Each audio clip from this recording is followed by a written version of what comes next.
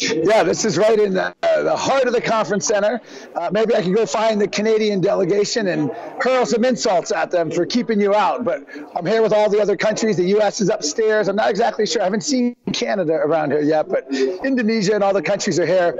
And everyone's, sort of it's not that exciting of an atmosphere this year for these delegates.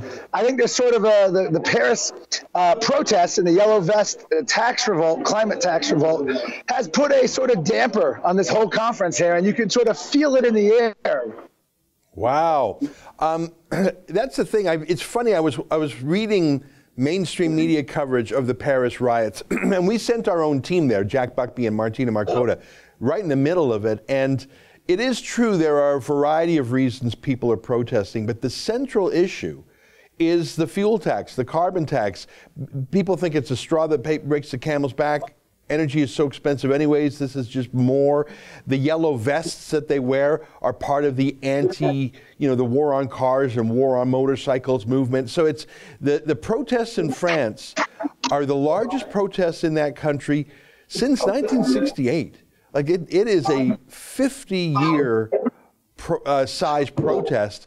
And of course, Poland is not too far away from France. What are people there saying? Are they trying to blame someone else besides fuel taxes and Emmanuel Macron? What are they saying about that? I mean, I've never seen riots about carbon taxes before. That's incredible. Well, interesting. Here's the two things. Tom Steyer came to this conference, and one of his key spins is that he's welcoming these protests in France. They're trying to co-opt the French climate tax protesters as sort of part of that whole anti-capitalist WTO protest that you see at every annual, every one of those conferences.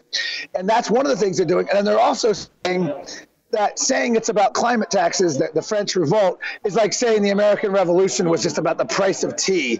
They are trying everything they can to diminish it.